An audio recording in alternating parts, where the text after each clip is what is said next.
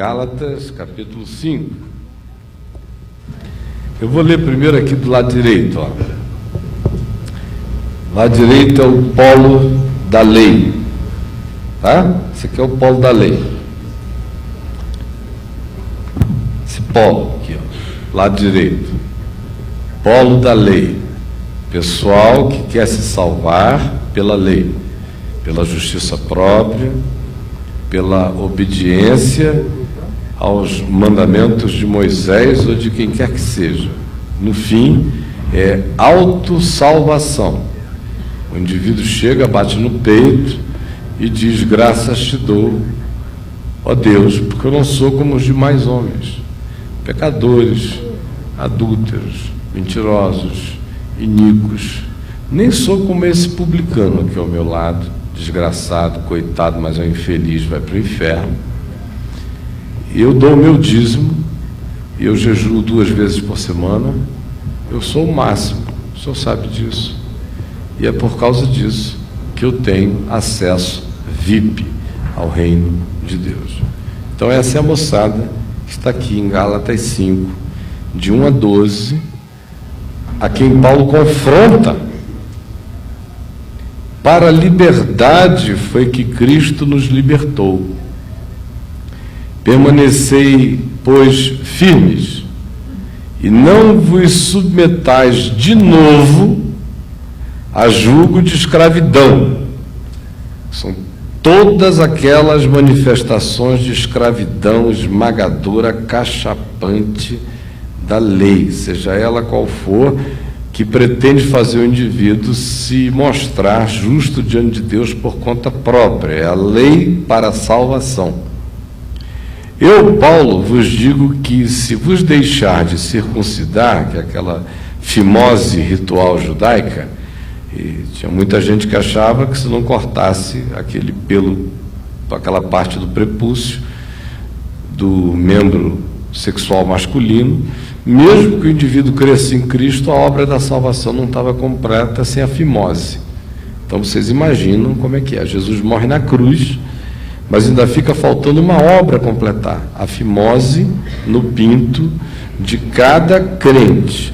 Tinha gente com essa ideia lá na galáxia, espalhada por todo lado, e essa era uma revelação que vinha de Jerusalém.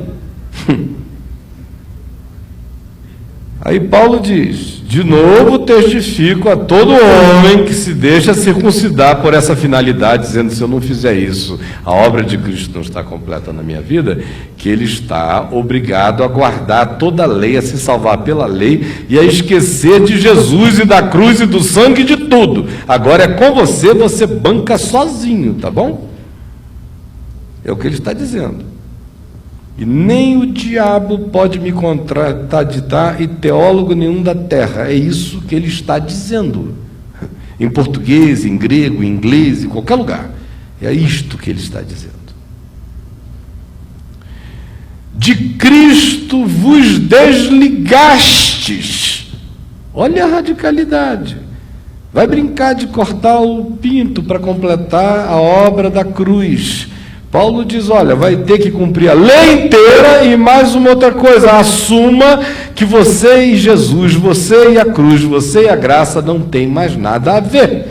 Fazendo isso por essa convicção de agregar valor à salvação, pelo mérito, seja ele qual for, que proceda de você, você está se desligando de Cristo. Se essa é a presunção de Cristo, vos desligastes.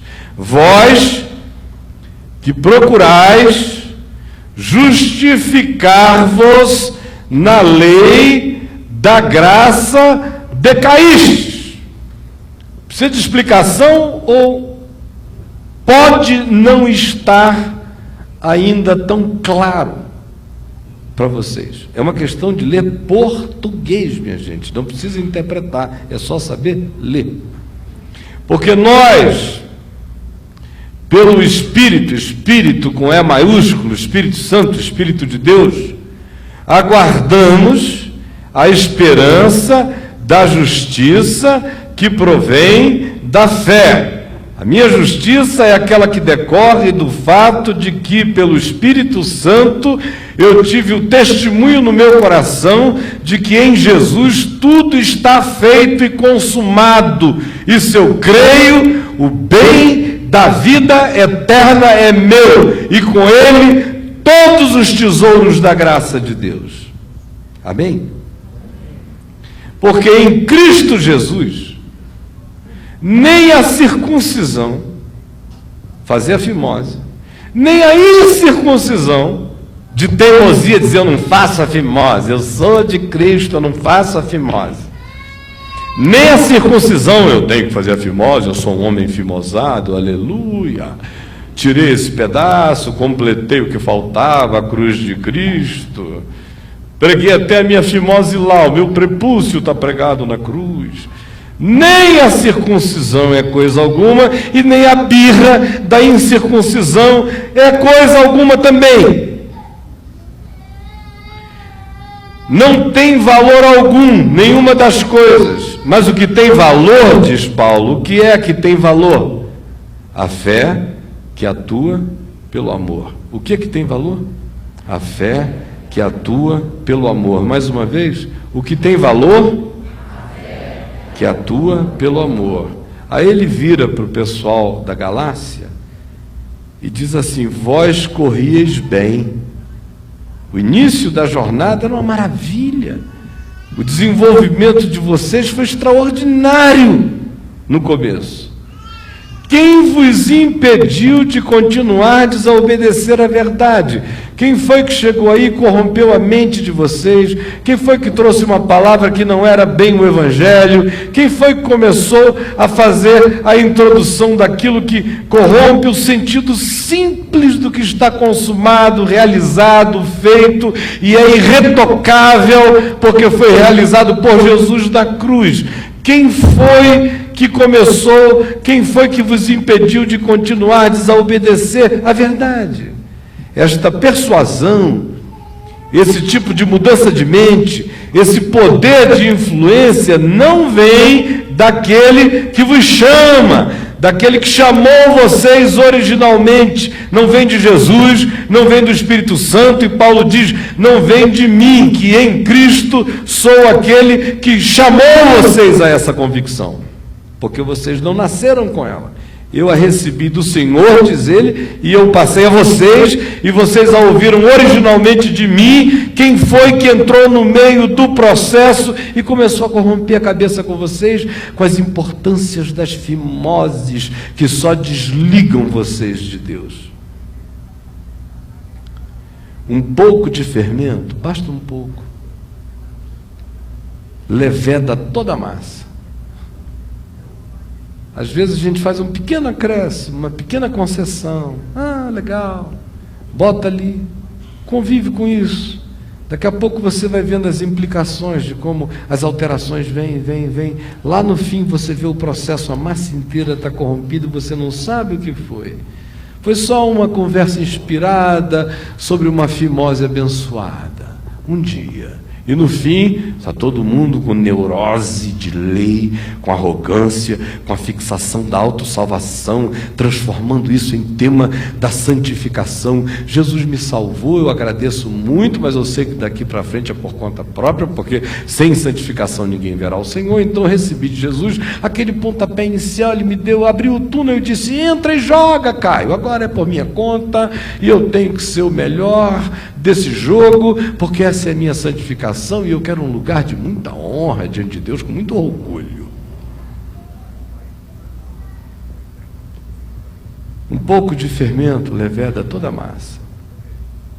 Confio de vós no Senhor, que não alimentareis nenhum outro sentimento. Não deixe isso chegar em você nem como um sentimento.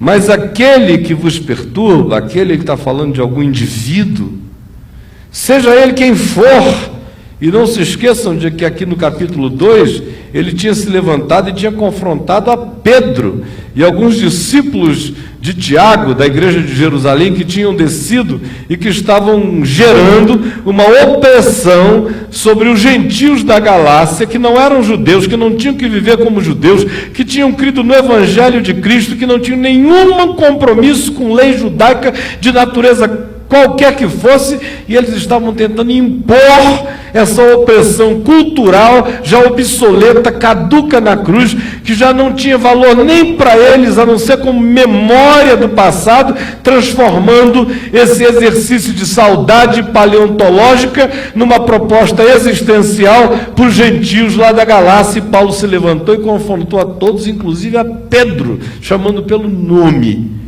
E aqui ele é mais sutil e diz: confio de vós no Senhor, que não alimentareis nenhum outro sentimento, mas aquele que vos perturba, seja ele quem for, sofrerá condenação. Eu, porém, irmãos, se ainda prego a circuncisão, se eu estou pregando a circuncisão, se o meu compromisso é com a lei, se é com a obediência à lei de Moisés, por que eu continuo sendo perseguido? Porque a vida dele era ser perseguido pelo pessoal da circuncisão. Logo, está desfeito o escândalo da cruz. O que ele está dizendo é que se você começa a brincar, ainda que seja com fazer agregações com aquilo que possa significar uma ajuda, um fortalecimento a Deus em meu favor, ele diz que isso faz você se desligar de Cristo, decair da graça e desfazer o escândalo da cruz. E aí, se referindo a esses que tinham a fixação na fimose e que chegavam lá o tempo todo examinando, perguntando: escuta, meu irmão, está inteiro ou já foi cortado? Onde eles chegavam, aquele pessoal: tudo bem? Cortou ou ainda não cortou? Se não cortou, quero dizer o seguinte: é bom cortar. A obra de Jesus é maravilhosa, feita na cruz, mas eu quero anunciar uma coisa: jamais a obra perfeita de Deus estará consumada na sua vida. Você não terá unção, porque enquanto esse pedaço de fimose não sair, o Espírito Santo não se completa em você. O que impede o derramamento do Espírito na sua vida é a fimose. Então vamos tirar isso.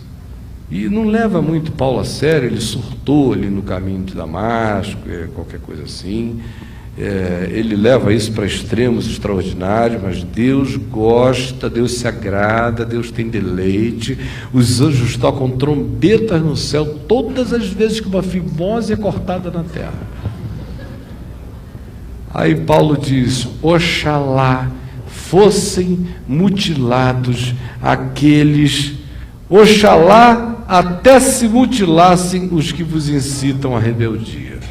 E essa é uma frase forte, porque no texto grego, o que Paulo está dizendo é: já que a fixação deles é nesse negócio de cortar, tomara que por uma obra assim, de um acidente, Paulo não está sendo assim nem um pouco aquele cara controlado, pensando no amor, dizendo assim: Senhor Jesus, se porventura eles errarem o corte, que não caia no deles, que eles errem assim fora, numa pedra, num pedaço de pau, mas que não seja neles. Aqui não. A ironia de Paulo está tão grande que ele diz: oxalá até mesmo se mutilassem esses que vos incitam à rebeldia, significando no texto original: tomara que nesse afã de cortar, eles cortem tanto que se castrem, já que o negócio deles é esse, que eles façam a obra completa. Esse é o nível da ironia proposta por Paulo. Polo da lei. Agora vamos para esse polo aqui, ó. Esse aqui é o pessoal que chegou no caminho da graxa. Tudo é permitido. Aleluia. Eu encontrei a graça de Deus e agora eu estou aprendendo com o Caio que eu posso tudo o que eu quiser. Virar canalha, safado, promíscuo, aleluia. E ele vai se fazendo essa propaganda infernal a meu respeito por aí, porque não tem coragem de dizer que ele é que é assim. e que de mim ele não aprende isto, muito menos do Evangelho. Esse polinho de cá, tá bom? Vamos para a esquerda, liberal, aberta, extraordinariamente inclusiva. É você? Olha aqui. Porque vós, irmãos, fostes chamados à liberdade. Porém, não useis da liberdade para dar ocasião à carne, à pulsão desenfreada dos desejos, dos caprichos, das vontades, das cobiças, das ilimitações para o ser. Não useis da liberdade que vocês têm em Cristo, porque em Cristo vocês foram libertos do tacão e do acachapamento da lei, foram libertos do equívoco e do engano da salvação pela lei, pelo mérito próprio, pela evolução pessoal, pela justiça própria, por qualquer outro meio de autossalvação. Jesus já consumou, realizou, finalizou tudo, de modo que aquele que crê tem a vida eterna. Está feito e consumado. Então ele diz: porque vós fostes chamados para a liberdade. Porém, não useis dessa conversa de liberdade, desse conceito de liberdade, dessa verdade da liberdade conquistada por Jesus para aqueles que querem viver como filhos da verdadeira liberdade, para dar ocasião, para usar como pretexto, como álibi, para justificar as ações de caprichos, de desgovernos, de falta de controle, de exacerbação do egoísmo, que pensa apenas em si, que faz apenas o que vem à cabeça, quem tendo uma oportunidade realiza, se ninguém for ficar sabendo não faz mal, essa coisa de caráter não existe, o que existe mesmo é uma questão de aproveitar a oportunidade. Meu Deus, a gente vai morrer mesmo. Antes, sede servos uns dos outros pelo amor. E ele diz que a contrapartida a essa utilização da liberdade de modo falacioso, fantasioso, enganoso, pretextuoso, a antítese disso é sermos servos uns dos outros pelo amor.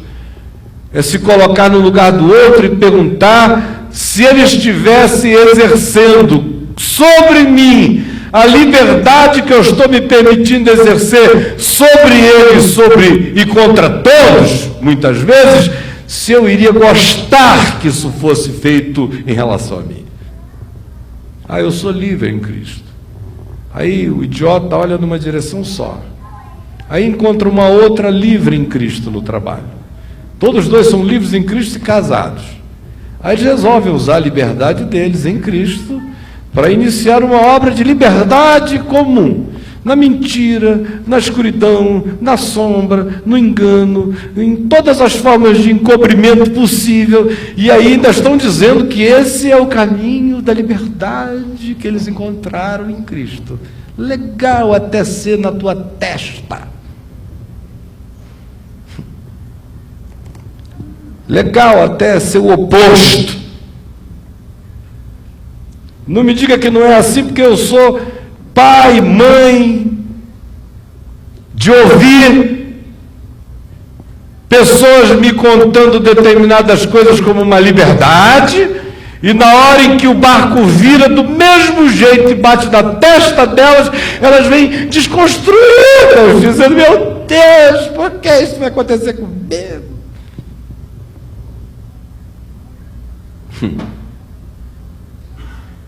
A antítese dessa falsa liberdade, o que cura a falsa liberdade e mantém a gente na genuína liberdade, é nos tornarmos servos uns dos outros pelo amor. Porque toda lei se cumpre em um só preceito, a saber: amarás o teu próximo como a ti mesmo. Se, porém, vos mordeis e devorais uns aos outros, vede que não sejais mutuamente destruídos. É interessante que ele conclui essa coisa do uso indevido da liberdade, mandando sermos servos uns dos outros, e dizendo que, do contrário, se a gente não entende que a lei inteira faz a sua síntese numa única coisa, ama o teu próximo como a ti mesmo, se isso não entra na gente, o que vai prevalecer é a atitude canina, a atitude animal, a atitude voraz, a atitude que consome e que devora uns aos outros e que instala o espírito da competição, da inveja e que acaba fazendo com que a gente seja mutuamente destruído. Esse é o polo de lá. Tem gente que tenta viver no polo daqui. Esse polo de cá gera doença, neurose, enfatuamento, arrogância, produz todo tipo de síndromes luciferianas, de autossalvação, de autoexaltação, de manifestação de justiças próprias, farisaicas, arrogantes, nojentas, insuportáveis. Desliga o indivíduo de Cristo, faz decair da graça, se na graça um dia ele colocou o pé, nem que seja por raspão e de raspão, e faz com que ele anule a cruz de Cristo. Agora, do lado de lá, geralmente está o indivíduo que se jacta de não ser como aquele.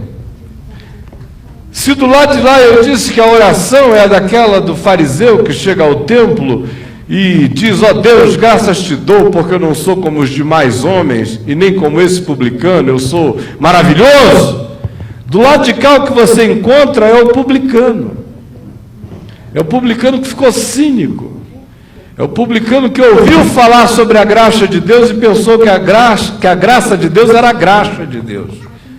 Aí ele chega aqui e diz: eu te dou muitas graças, ó Deus, porque eu não preciso ser como esses fariseus neuróticos. Eu posso fazer tudo o que eu quiser, e eu de fato tenho feito, porque eu sei que Deus é amor. O marido dela não entende, a minha mulher não compreende, o meu chefe não precisa saber, a repartição não tem nada a ver com isso. Ninguém tem nada a ver com o meu mundo particular e pessoal. Enquanto isso está longe dos olhos e do conhecimento dos outros, não tem nenhum problema. Deixa isso para lá, vem para cá, o que é que tem? Eu não estou fazendo nada, você também. Aquela história inteira. Sabe como é que é? Aí, ele está aqui nesse Paulo. Crente que fez um upgrade em relação àquela turma primitiva, aos Flintstones. Ele aqui pertence à família Jetson da graça. Sente esse deslumbre, essa maravilha, essa emancipação.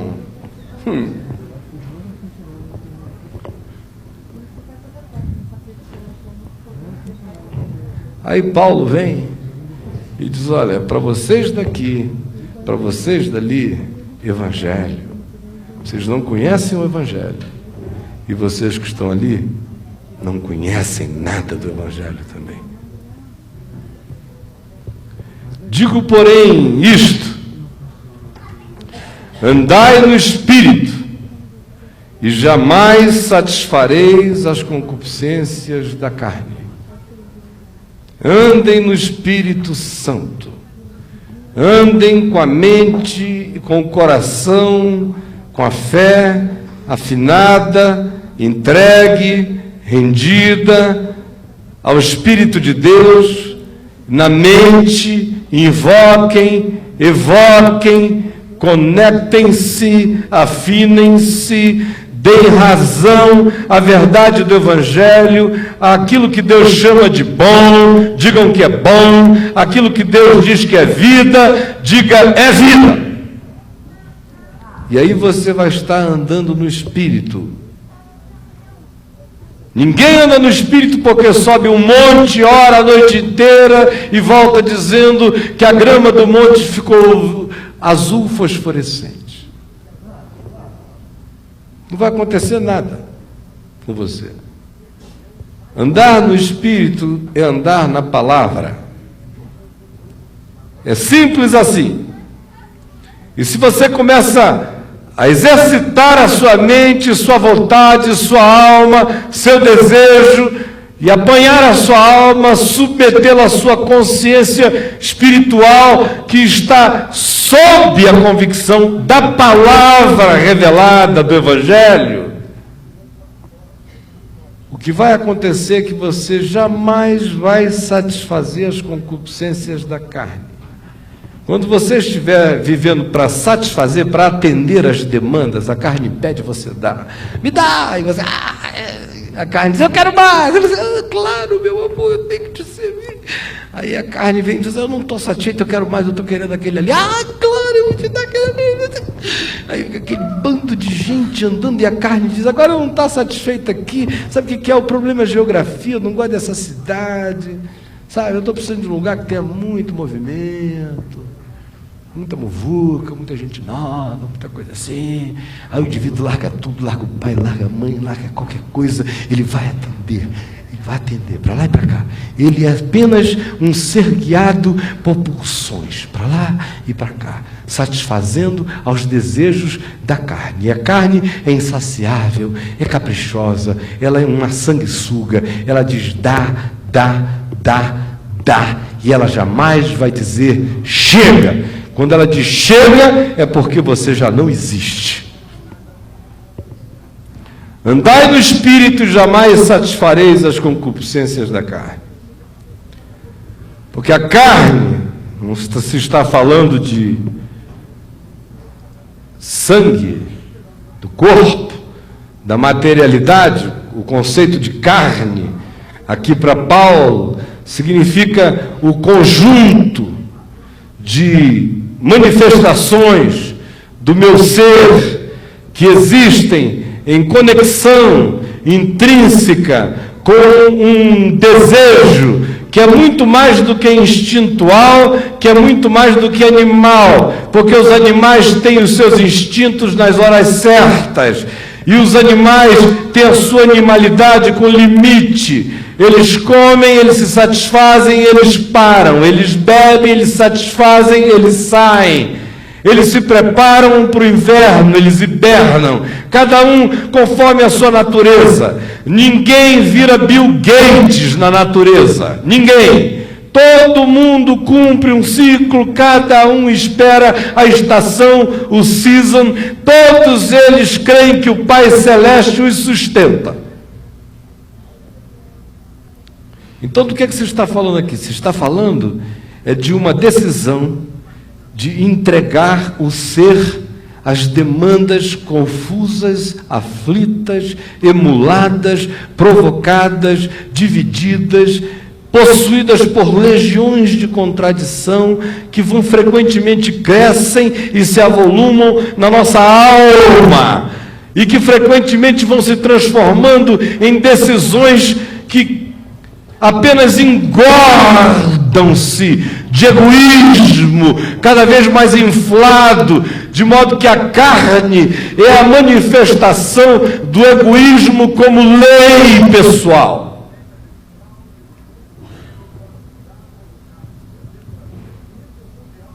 Porque a carne milita contra o Espírito de Deus, e o Espírito contra a carne, porque a carne quer possuir, a carne faz demandas e quer ser atendida, a carne é a deusa de si própria, a carne quer que o universo inteiro gravite em volta dela, a carne é a manifestação do sentir mais diabólico que arranca o indivíduo da disposição de, em equilíbrio, amar a si mesmo, amar ao próximo, amar a Deus e viver. A carne faz uma demanda de uma existência tão voluptuosa do ponto de vista existencial que o indivíduo se transforma num buraco negro, querendo apenas consumir. Por isso, qualquer que seja o ente, ou a natureza que exista nesse espírito, ela estará em franco caminho de colisão e de choque com a manifestação e com a vontade do Espírito de Deus, porque o Espírito de Deus é a antítese desse desejo do buraco negro. Eles são opostos entre si. Andem no Espírito, para que não façais o que porventura seja do vosso querer. Não significando dizer que eu não posso ter vontades, gostos. Se eu tiver vontade de comer um vatapá, como ontem à noite, na casa da minha querida tia Elza, eu que não devia estar comendo vatapá, mas fiz um regime para poder comer o vatapá. E eu comi o vatapá. Fiquei muito feliz por ter comido o vatapá. Tem gente que lê isso aqui, quando diz para que não façais porventura o que seja do vosso querer, e levam isso para aquele polo da lei. Aí não como neurose de cumprimento da lei, mas como neurose de ascetismo, de automutilação, de autonegação. Aí se o indivíduo tem uma vontade, ele nega. Não vou fazer. Só porque eu estou tendo. Por que você não vai fazer? Porque eu estou querendo. Não estou querendo, eu não vou. Toda vez que eu quero alguma coisa, eu não faço. Eu, de fato, só faço quando eu odeio. Sabe como é que é? Odeio, aí eu faço. Porque está escrito lá em Paulo, para que não façais o que seja porventura do vosso querer. Então eu sou um obediente, estou me santificando. Note que é tudo ele que está fazendo, para a glória dele, para ele crescer diante de Deus. Ele virou um ser que faz uma negação que nem Buda fez. E a negação dele é a antítese de tudo que ele queira. Se ele quiser, por melhor que seja, eu estou com vontade de dar um beijo na boca da minha esposa, eu não vou dar, porque isso deve ser da carne.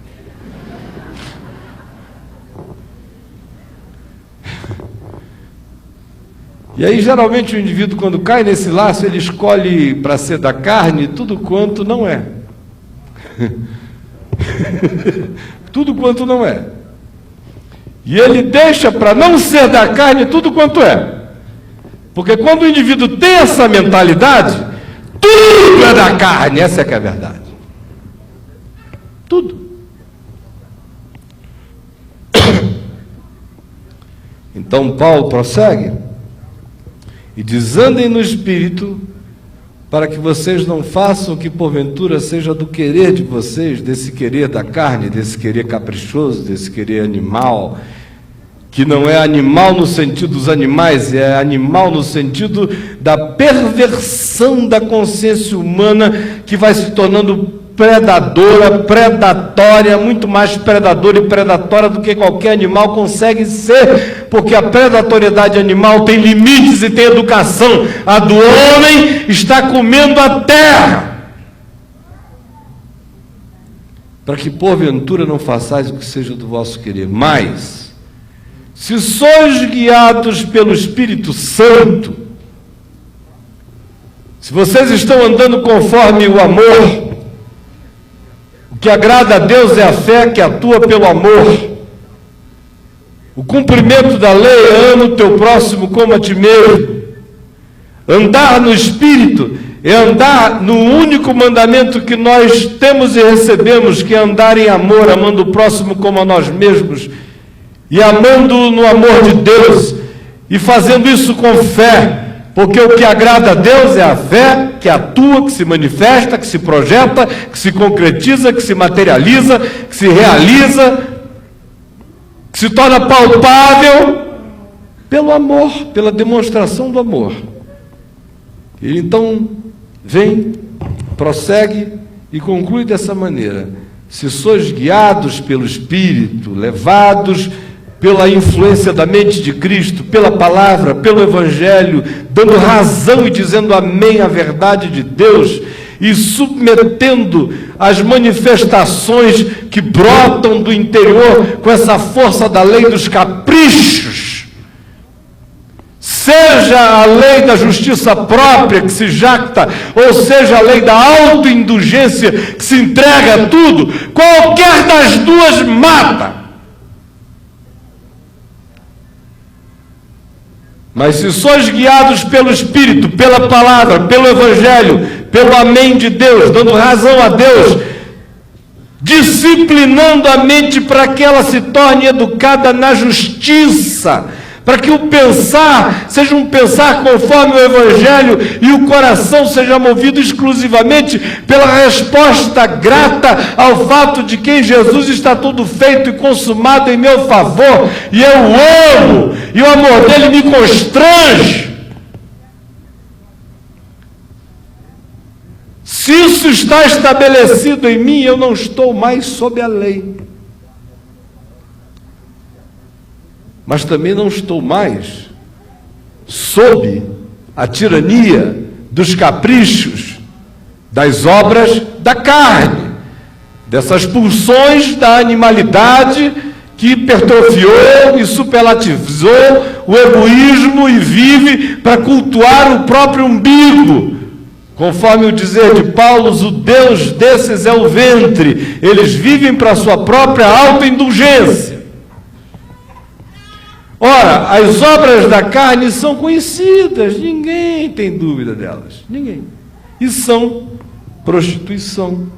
Aí o sujeito que está sentado aqui, ou está ouvindo no rádio, fica pensando naquelas meninas que estão ali na cidade, com uma bolsinha, vendendo corpo, R$1, R$5, R$10, R$15, até a moçada que cobra muito mais. Até aquelas que cobram e ninguém sabe. Até aquelas que não cobram assim, elas cobram a vida do indivíduo. Elas casam com ele e arrancam tudo até o fim.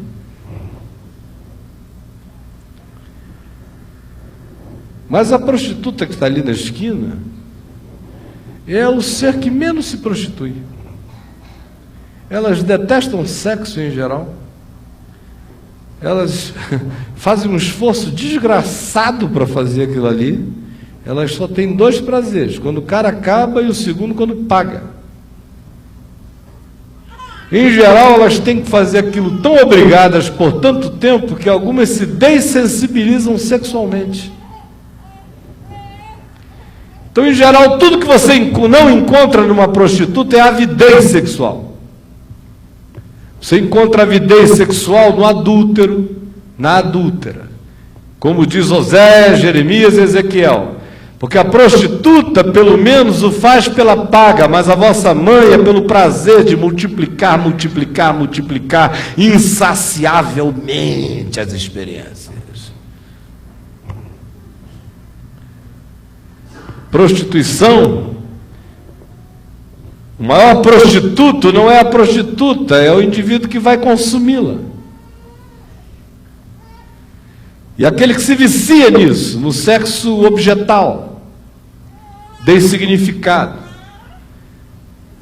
Mas prostituição não encerra apenas e não inclui apenas esse elemento tão tosco relacionado à sexualidade adoecida, ou objetizada, ou comercializada, ou comprada, ou adquirida, ou viciada. Ela tem a ver, sobretudo, com a produção espiritual do espírito de prostituição. Porque a prostituição, tanto em sendo praticada, desenvolve no indivíduo um espírito de prostituição, como frequentemente é um espírito de prostituição que deflagra um processo no indivíduo. Agora, esse espírito de prostituição, seja ele aquele que deflagra, ou seja ele deflagrado pela experiência psicológica viciosa, ou fruto da insegurança, ou que tenha sido gestada por algum trauma que acabou se transformando numa lei pessoal para o indivíduo e numa necessidade adulada e muito bem acarinhada por ele, como se fosse o Deus existencial de sua vida.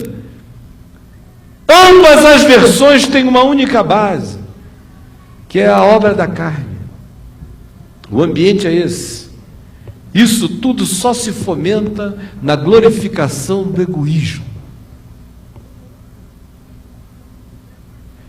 E na vontade de que, seja pelo egoísmo que se exacerba de modo narcisista, ou seja aquele que se acachapa, se deprime e se confessa carente, tanto faz o polo, se é um ou se é outro, o resultado é o mesmo. Se é pela via do narcisismo, é pela manifestação das conquistas autoglorificantes. Se é pela via da insegurança e da carência, é na necessidade de se afirmar, trazendo para dentro da vida aquilo que também destrói,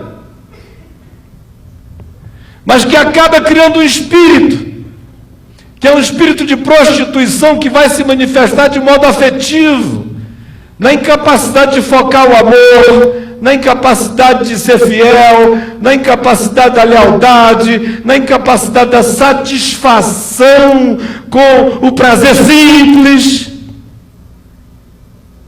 Vai gerando desdobramentos e desdobramentos. As obras da carne não são apenas prostituição, mas Paulo diz que são impureza. Impureza não é essa coisa religiosa, evangélica, dizer onde é que eu pego, o que eu bebo, ai meu Deus, não posso tomar essa cerveja que é impura. Várias besteiras. Não vou comer essa carne de porco. Isso é um judeu pensando. Não vou àquele lugar lá, porque eu tenho umas primas que eu não sei onde elas andam depois da meia-noite, eu sou uma menina tão pura e santa, não vou lá não. Tudo isso é besteira. Impureza é aquilo que não é puro. A gente não precisa ficar procurando o grego em qualquer outro lugar. Impureza é o que não é puro. Não olhou com pureza, é impureza, vocês entenderam? Num amor com pureza, é impureza, vocês entenderam? Obra da carne é impureza. Eu tenho que explicar? Citar a palavra grega para os senhores? Impureza é a perversão do puro. O que perdeu a simplicidade, perdeu a pureza, se tornou impuro. O que perdeu a singularidade e ganhou as complexificações de enxertos os mais diversos, perdeu a pureza. As obras da carne são prostituição, impureza, lascívia. Porque é óbvio que se a mente perde o estado de simplicidade, de reconhecimento natural das coisas, olha para alguém e diz: essa pessoa é daquela outra pessoa, que bom, ele é um homem bonito, legal, gente fina, de bom caráter, ordeiro, que bom para essa menina. Eu queria encontrar essa moça aqui, que tem esse espírito, quando encontra uma colega assim, com esse pedaço de bondade de Deus na vida. Vamos ser honestos. A impureza já diz assim: poxa, o que será que ela fez para pegar um cara tão legal desse, né? Aí começa a olhar para ela, né? O que será que ela tem? Será que é o sapato, é o vestido, é o jeito? Eu não vejo nada disso nela. O que esse cara viu nessa menina? Pelo amor de Deus, ele tinha mais a que veio em mim. Tudo bom, meu querido? Oi, que legal, escuta, por que a gente não sai hoje depois? Um sorvete gostoso ali no Saborella e tal, a gente pode ir lá, bater um papo, conversar sobre as coisas de Deus, muitas coisas de Deus, inclusive sobre a soberania de Deus, que elege pessoas para outras, assim que a gente fique sabendo, coisas desse gênero. Aí o próximo passo é a lascívia. Se a mente está impura, a lascívia vem no caminho. A lascívia é que começa a lamber sem passar língua, que começa a comer sem pegar, que começa a possuir sem tocar, que começa a se sentir dono sem o outro nem saber, que inicia um processo inteiro de transformar o outro na fantasia já objetizada e cuja finalidade é ser fantasia apenas para emular em mim todas as forças e arregimentar em mim todos os recursos da sedução e do poder, porque será meu. É assim que a lascívia faz. Agora, tem a lascívia também do platônico, não é? Que é aquele cara que se vicia simplesmente em ficar. Ele anda pela rua, você vê o lascivo andando. Ele vai caminhando, ele para, ele olha, ele não pode ver ninguém, ele para tudo que é lado, ele olha, o caminho dele é longo, ele anda de óculos escuros, bem escuro quando ele está com a mulher, que é para ver se a mulher não nota aquelas olhadas que ele dá para lá, que ele dá para cá, ele se disfarça de todos os modos, e ele está ali, o lascivo, a mente dele, se eu pudesse, que coisa boa, meu Deus. E ele anda para lá e para cá, e a cabeça dele é num processo intenso, ele não para, e isso tudo vicia. Ele vai entrando no ciclo do hamster dos desejos contínuos e dos pensamentos fixos, de modo que não existe nenhuma possibilidade de qualquer coisa espiritual, maior, elevada, altruísta, misericordiosa, grandiosa, venha brotar nele, porque o teto dele é esse. Ele não passa daí. As obras da carne também são idolatria, porque quem vive de cultuar o objeto e a fantasia já se tornou psicologicamente idólatra. Mesmo que não se curve diante de um ídolo, ele tem a alma dele idolatrando a estética, o desejo e a cobiça o dia inteiro. Ele é um servo da idolatria psicológica, existencialmente falando, ainda que ele seja ateu. Feitiçarias, farmaqueia, alquimias, poções, magias, encantos. Comece da prostituição. E eu não estou me referindo, como eu disse, àquela que é apenas socialmente mensurável, mas a outra que é indetectável muitas vezes e subjaz na alma humana. Comece por aí e veja se o seu caminho não será a bruxaria, a magia, ainda que você não recorra a nada disso, mas a mente do desejo, da macumba, da feitiçaria, da intervenção no destino, da vontade de entrar na magia da sedução, da posse, já fez de você um bruxo alienado da bruxaria, mas praticando-a todo dia. Não faz nada na esquina, não precisa, o teu negócio é seduzir na sala ao lado. Não faz nada na esquina, o despacho que você faz é com perfume, ou é com charme, ou é com gravata, ou é com caras e bocas, ou é com mentira, ou seja lá com o que for, mas essa é a sua bruxaria, é a sua farmaqueia, é a sua droga de entorpecer o sentido do outro e o seu próprio. Resultado disso é inimizades, porque quem é que vai viver com essa mente e manter uma atitude fraterna para com o mundo? Todo mundo é o inimigo, ou cada um é a presa. Se eu gostar, é minha presa. E quem não gostar das presas que eu faço é meu inimigo. E quem ficar no meu caminho para atrapalhar essa jornada é alguém a ser descartado, porque eu faço o que é do meu próprio querer, conforme a pulsão da carne. As obras da carne são porfias, disputas sem fim, competições infindáveis, é claro, é normal, é o caminho, é o fluxo, é a queda ladeira abaixo. São ciúmes e ciúmes. olhou mais para ele do que para mim, deu mais atenção do que a mim. Eu sou o centro do universo e tudo que não se convirja de modo absoluto para mim está trabalhando contra mim, porque eu digo, quem comigo não ajunta, espalha. As obras da carne são iras, são ódios, são antipatias, são antagonismos gratuitos, são raivas que nada mais são do que as projeções do meu interior pervertido jogado sobre o outro. É a minha incapacidade de cometer suicídio contra a minha idiotice que faz com que eu projete ódio no outro. Eu odeio a ele para não me matar. Discórdias.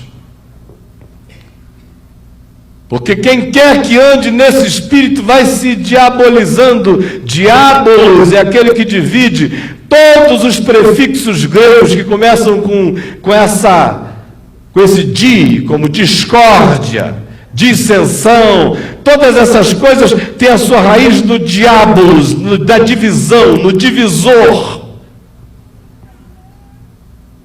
Discórdia são corações em desacordo. Claro, como é que corações podem estar em acordo se cada um vive para fazer o que é apenas do capricho do seu próprio querer, menos que animal?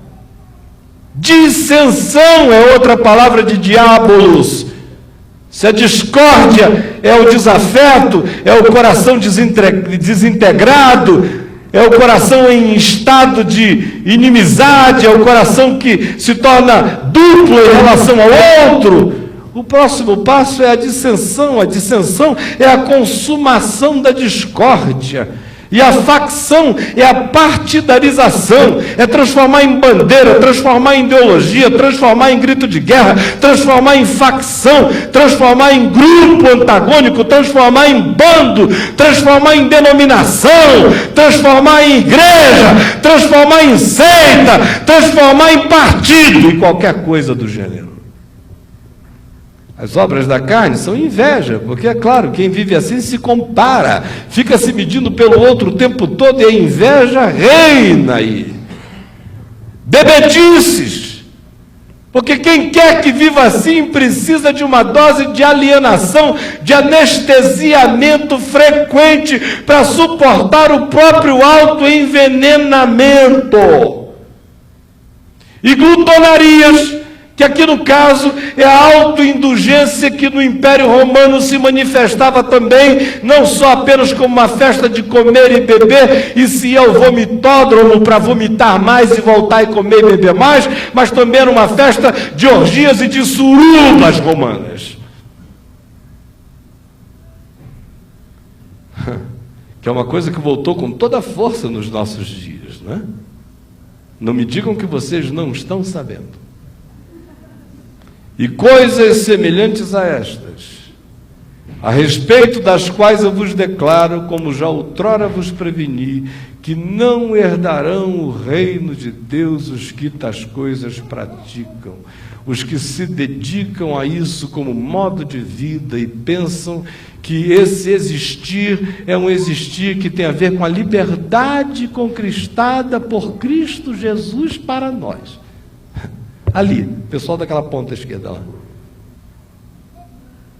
Ou os da ponta direita, que pensam que pela lei eles ficam livres dessas coisas, e Paulo diz aos Colossenses que quanto mais você soca a lei como proibição, mais você reprime desejos e mais você os faz crescerem como magma no interior do ser para explodirem de modo avassalador, produzindo os comportamentos mais exagerados e mais exacerbados, de modo que o maior tarado que eu conheço sempre é o maior legalista ao qual eu fui apresentado um dia.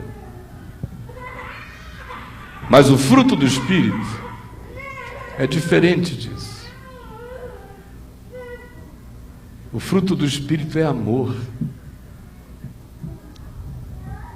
O fruto do Espírito é alegria. É interessante que se falou em prostituição, não se falou de alegria, em impureza não se falou de alegria, lascívia. Nada disso aqui gera felicidade, gera história. História safada, história nojenta, história de mentira, história de engano, história de construção de anomalias, de absorção de contaminações espirituais, de confusão mental, de depressão, de angústia, de medo. É só o que gera. E a gente fica achando que tirar essas coisas da vida da gente é tirar a vida. Tem gente que diz, meu Deus, como é que eu vou viver sem prostituição? Ai, Jesus, como é difícil ser teu sem impureza. Ai, meu Deus, nem uma mandingazinha, nem uma feitiçariazinha, eu não vou a macumba nenhuma, é só aquela evangélica que pelo menos diz assim, os meus inimigos estão amaldiçoados em nome do Senhor dos Exércitos. Nem essa.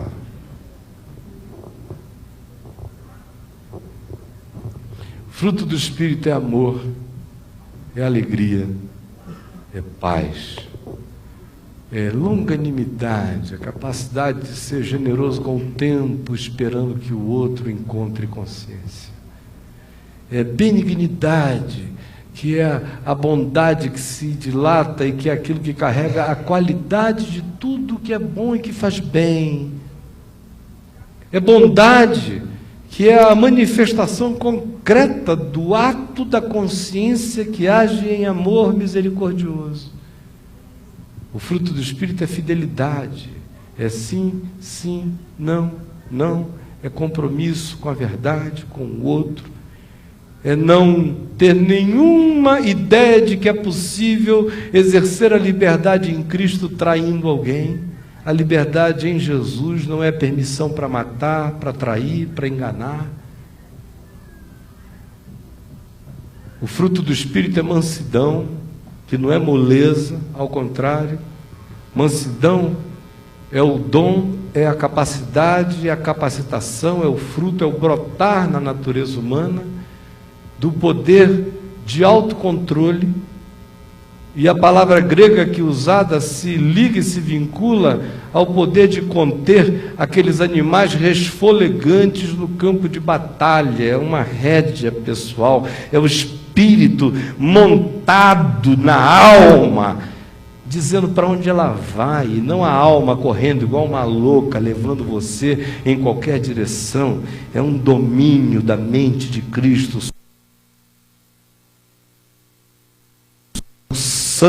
não direcionada e frequentemente louca de uma alma que vai sendo emulada apenas por emoções, por carências, por necessidades e por todas as outras manifestações da nossa idolatria existencial. Mansidão é essa capacidade de exercer esse domínio, por isso ela se vincula profundamente com o domínio próprio. A mansidão é esse espírito paciente, que pode, mas decide não poder nada que, em sendo podido, seja algo que se pode para machucar, para quebrar, para se impor apenas. Por isso, o fruto do Espírito é autocontrole também. Contra estas coisas, não há lei. Acabou o Paulo de lá, acabou o Paulo de cá. Tudo isso aqui é papo furado. O Paulo dali é pretexto para os arrogantes que querem autossalvação. Esse Paulo da libertinagem é álibi e pretexto para os indivíduos que não querem viver debaixo da consciência do Evangelho. Aqueles ali são os arrogantes autônomos. Aqueles ali tornaram-se uns publicanos cínicos que estão pensando que a graça de Deus é uma graxa, mas é graxa só se for para colocar o indivíduo deslizando sem sentir ladeira abaixo. O Evangelho, todavia, é isto aqui, e o chamado dele é para essa vocação, porque quem quer que tenha se encontrado com Jesus, encontrou-se com Jesus para dar fruto. Eu sou a videira verdadeira, e o meu pai é o agricultor. Todo ramo que estando em mim não der fruto, ele corta, e todo que estando em mim der fruto, ele limpa para que produza mais fruto ainda. Aí você fica perguntando, qual é o fruto, meu Deus? Qual é o fruto? Pelo amor de Deus, o fruto do Espírito é amor, alegria, paz, benignidade, bondade, longanimidade, mansidão, domínio próprio. Contra essas coisas não há lei, o fruto é esse. Não tente inventar nenhum fruto. O fruto é o quê? Construir um templo? O fruto é pegar um avião e pregar na África? O fruto é ter uma estatística evangelística dizendo que você batizou 13.492 indivíduos? O fruto é um só. É amor. É alegria. É paz. É bondade. É longanimidade. É mansidão, é domínio próprio. Esse é o Evangelho, esse é o fruto da videira verdadeira. Quem está ali, no polo do legalismo, se desligou de Cristo, da graça decaiu, anulou a cruz. Quem está do lado de lá, cometeu as mesmas coisas, se desligou da graça, anulou a cruz, está pisando no sangue do Filho de Deus, brincando com o que foi feito de maneira única. Com isso não se está dizendo que não se caia, que não se tem equívocos, que não se peque. Se diz a realidade da vida algo simples. Filhinhos meus, não pequeis. Se porém, todavia, alguém pecar, tendes advogado junto ao Pai, Jesus Cristo justo. Ele é a propiciação pelos nossos pecados, e não somente pelos nossos próprios, mas ainda pelos do mundo inteiro. Mas pecar não é o meu projeto de vida. Se, porém, alguém pecar, a gente peca. A gente não busca, a gente não quer. Se, porém, alguém pecar, olhe para o advogado. Não tente ir para o polo da lei para tentar fazer autorredenção, porque você vai virar um ser pedrado e impermeável. E não tente transformar a graça de Deus numa concessão à libertinagem, indo para o lado de lá, antagonizando-se dos que estão do lado de cá, achando que agora a graça é uma permissão e uma licença para matar, porque você vai estar em antagonismo à cruz de Cristo do mesmo modo. O Evangelho é simples. Deus é amor. E aquele que conhece a Deus, dá o fruto de Deus. E o fruto de Deus é amor, alegria, paz, bondade, longanimidade, mansidão, domínio próprio. O resto é conversa fiada. Se você não quiser nunca mais voltar aqui para me ouvir, não volte. Agora, tente esquecer o que você ouviu. Eu duvido. O que eu disse com toda simplicidade, eu sei que tem o poder de molestar você até o último dia da sua existência. Bem-aventurado você é se crer, triste de você se resistir, porque o que você ouviu é palavra do Espírito, é verdade do Evangelho. E eu estaria disposto a entregar minha vida aqui todinha se eu não tivesse convicção total de que essa é a palavra do Evangelho que eu digo em favor de vocês, em meu favor, contra mim, contra vocês. Seja Deus verdadeiro, qualquer um de nós mentiroso, mas o Evangelho é este, e ele jamais será mudado, em nome de Jesus. Vamos ficar em pé, todos nós. Vamos cantar com alegria. Todos nós, em nome de Jesus.